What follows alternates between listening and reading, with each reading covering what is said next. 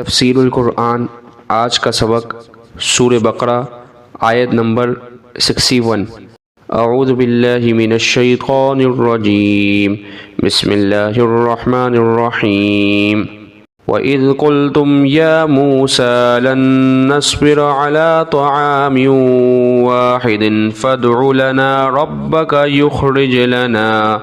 يُخْرِجْ لَنَا مِمَّا تُنبِتُ الْأَرْضُ مِن بَقْلِهَا وَقِثَّائِهَا وَفُومِهَا وَعَدَسِهَا وَبَصَلِهَا قَالَ أَتَسْتَبْدِلُونَ الَّذِي هُوَ أَدْنَىٰ بِالَّذِي هُوَ خَيْرٌ اهْبِطُوا مِصْرًا فَإِنَّ لَكُم مَّا سَأَلْتُمْ وَضُرِبَتْ عَلَيْهِمُ الذِّلَّةُ وَالْمَسْكَنَةُ وَبَاءُوا بِغَضَبٍ مِّنَ اللَّهِ ذَلِكَ بِأَنَّهُمْ كَانُوا يَكْفُرُونَ بِآيَاتِ اللَّهِ وَيَقْتُلُونَ النَّبِيِّينَ بِغَيْرِ الْحَقِّ ذَلِكَ بِمَا عَصَوا وَكَانُوا يَعْتَدُونَ۔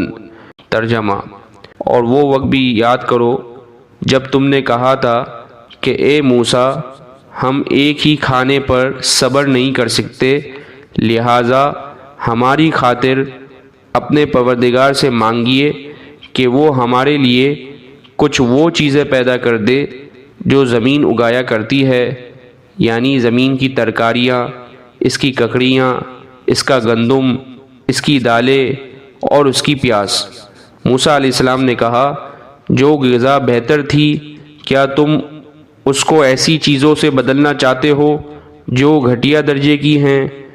خیر، ایک شہر میں جا اترو، وہاں تمہیں وہ چیز مل جائیں گی جو تم نے مانگی ہیں۔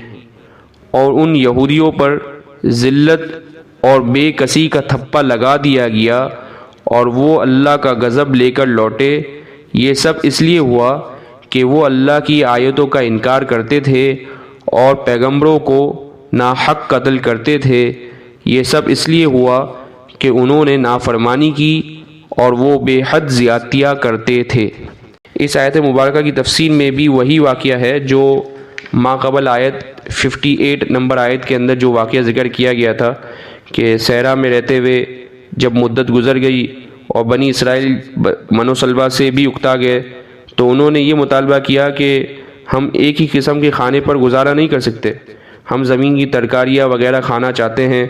اس موقع پر ان کی یہ خواہش بھی پوری کی گئی اور یہ اعلان فرمایا گیا کہ اب تمہیں صحرا کی خاک چھاننے سے نجات دی جاتی ہے، سامنے ایک شہر ہے، اس میں چلے جاؤ، لیکن اپنے گناہوں پر ندامت کے اظہار کے طور پر سر جھکائے ہوئے اور معافی مانگتے ہوئے شہر میں داخل ہو، وہاں اپنی رغبت کے مطابق جو حلال غذا چاہو کھا سکو گے۔ لیکن ان ظالموں نے پھر ضد کا مظاہرہ کیا، شہر میں داخل ہوتے ہوئے سر تو کیا جھکاتے، سینے تان تان کر داخل ہوئے اور معافی مانگنے کے لیے انہیں جو الفاظ کہنے کی تلقین کی گئی تھی ان کا مذاق بنا کر ان سے ملتے جلتے ایسے نعرے لگاتے ہوئے داخل ہوئے جن کا مقصد مسخرہ پن کے سوا کچھ نہ تھا۔ جو لفظ انہیں معافی مانگنے کے سکھائے گئے تھے وہ تھا حتتن، یا اللہ ہمارے گناہ بخش دیجئے۔ انہوں نے اسے بدل کر جس لفظ کے ساتھ نعرے لگائے وہ تھا حنتتن، اس کا معنی ہے گندم۔ وآخر دعوانا ان الحمد للہ رب العالمین۔